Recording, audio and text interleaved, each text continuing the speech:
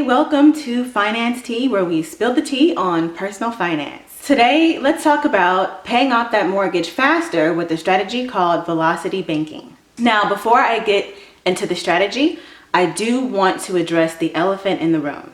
Interest rates have increased significantly over the past year. Shocker, I know. So as with everything these days, we have to adjust to the cost of inflation. And so this strategy may not be feasible for you in particular, and depending on your circumstances, depending on your financial situation, it may not be feasible to you at the moment, but I think it's still good information to have for later, okay? Because those interest rates just might drop sometime soon, and then you can jump right into tackling that mortgage. Okay, so let's talk about velocity banking. Velocity banking is a strategy where you use a line of credit as your primary account and then use lump sums to pay off a loan, usually a mortgage. So you can use velocity banking for other things outside of a mortgage. The idea behind it is that using a line of credit will help you use your cash flow and then your extra money to cover expenses, but also can go towards paying off your mortgage. So most often, velocity banking uses a home equity line of credit, which is also known as a HELOC. And your HELOC functions as your primary expense account instead of a checking account. So this eliminates the need for a savings account since all of your free money or your free cash flow goes towards the HELOC account. So people who use this strategy of velocity banking feel that they will be able to pay off their mortgage faster, also while paying less interest. Okay, so let's pretend that you were using this strategy. I'm gonna go over some examples on how it actually works, okay? So let's say that your mortgage currently is at $100,000 with a 5% annual percentage rate, okay, your APR, so a 5% APR. So you also have an income of $4,000 a month, and you spend $3,000 of that on miscellaneous expenses, including your mortgage payment each month. So that leaves you with $1,000 a month of discretionary cash flow to use on whatever else, right? Okay, so let's say you use the velocity banking strategy and open up yourself a HELOC with a credit limit of $25,000 at a 5% APR based on the appraised value of your home, okay? And let's say the appraised value is $125,000. Okay, so the appraised value of your home is $125,000 and you still owe $100,000 on your mortgage right now, but you have a HELOC credit limit of $25,000. The first thing you want to do is you want to make a lump sum payment from your HELOC to your mortgage. Now you could transfer up to $25,000, that whole $25,000, but it is best to keep a reserve, right? You want to keep a reserve just in case. So maybe let's say that you would withdraw $12,000 on the HELOC to start, okay? So you put down $12,000 from your HELOC. So now your mortgage balance is $88,000, okay? Because you put down that 12. And now your HELOC balance is at $12,000, okay? So then what you do is you take your monthly income of $4,000, okay? And make a payment on your HELOC. So now your HELOC balance goes down to $8,000. So I know you're thinking, you're like, I'm gonna put down my whole $4,000, income that I make, every month, that whole amount. Yes, but what you do is you take out a credit card and then you put your living expenses on your credit card. And then at the end of the month, you draw $3,000 on the HELOC to your credit card. And also to make your monthly mortgage payment of $537, okay? So essentially, you're living off of your credit card, but your HELOC account is actually paying on that credit, okay, for you.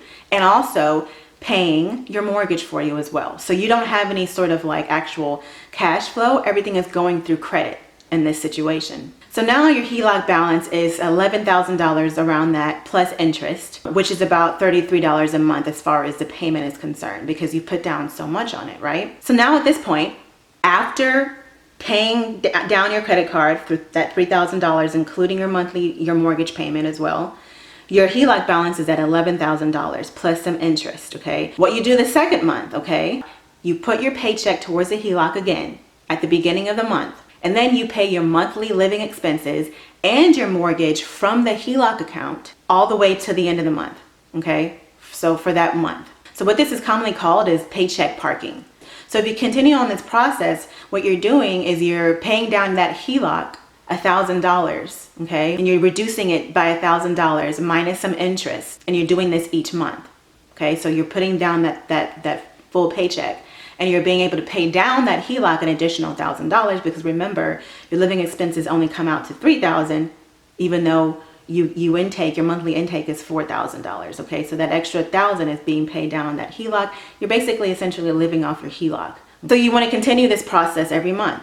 Now, after 9 months, your HELOC balance is down to about $4,000. So you can make another lump sum payment of $12,000 to your mortgage. Okay, $12,000 from your HELOC to your mortgage. Now at this point, after that 9 months, your mortgage balance is down to $74,442, with the HELOC at $15,154. And then the total combined is at $89,596. You've now paid down 10.40% of your total mortgage from your HELOC account in 9 months. So if you continue this process, you'll be able to pay down your mortgage and basically pay it completely off in about 6 years and a few months. Now you can say logically that, oh, well, if by using this strategy, I'm simply just paying by default, an additional $1,000 on my mortgage a month, but I'm going through all these hoops in order to do that. I could just simply put down an extra $1,000 on my mortgage a month and really pay it off almost in the same amount of time as far as, paying it off early. The benefits of using the strategy, though, like I mentioned before, is that you're not tapping into your discretionary income. You're not tapping into your cash flow. You're utilizing the benefits of credit and having that work for you.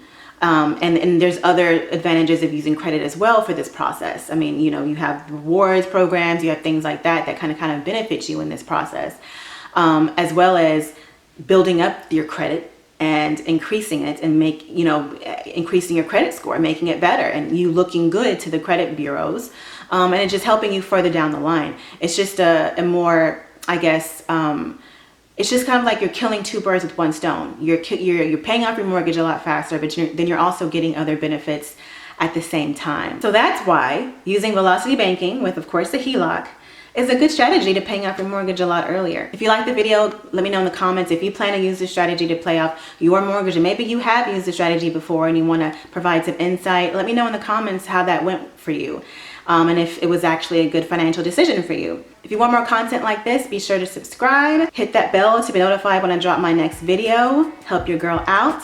And until next time, y'all, bye.